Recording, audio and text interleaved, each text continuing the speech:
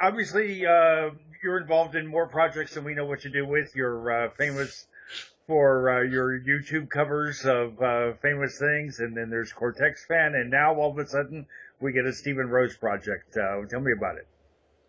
Well, I've always been really into instrumental music, and it's just that's what really got me to playing guitar was a lot of like the instruments in metal more than like the vocals and whatnot. But of course, I love vocals too. But yeah, I've always just looked up to bands like Animals as Leaders and like Sean and everything, and they just really inspired me to really push myself to be even better guitars. So yeah, that's about.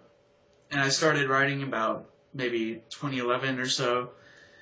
It all started with my first EP, and it was really bad production. I was just learning, so I've improved a lot since then. I think as far as songwriting goes, and as far as mixing for sure, because of more technology I have, and just the skill of getting used to mixing and whatnot. Well, so what was the inspiration for the songs on this record, on this EP that we just was just released? Honestly, a lot of it was I was very, very inspired by Sean through this whole release, which is why Clean Slate is the newest one I wrote, and that one was straight up trying to be Sean.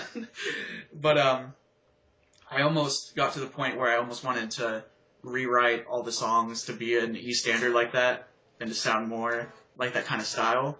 But I really liked the also kind of vulgarity-ness of A Living Messenger, which was really fun to write. And I wrote that maybe a year or two ago. It's been sitting on the back burner for a while, like a lot of these songs. And then the song that really attracted my attention was Inferno. Tell me about that. Yeah, Inferno, actually, that's a pretty recent one, too. It's actually named after a map in Counter-Strike. And that was written maybe 4 or 5 months ago. And I was just kind of messing around with that first riff one day, and it just kind of exploded. And it was the first song that instrumental song I wrote in months before that.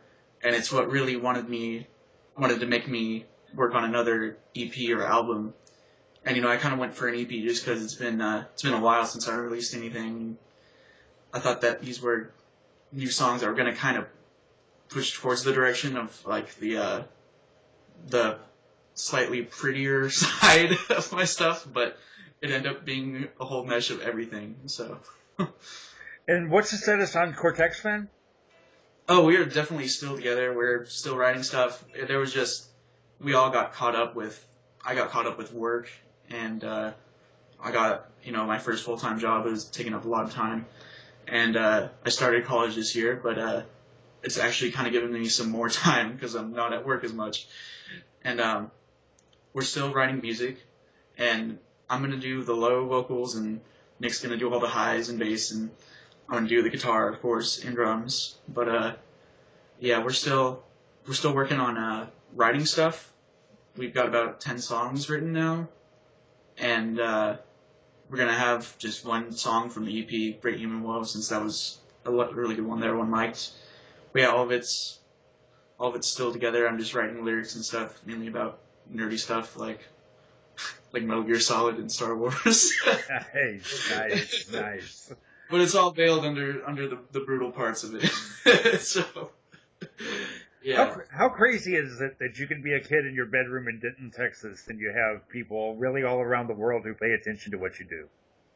It's really amazing, that anyone really cares about my music.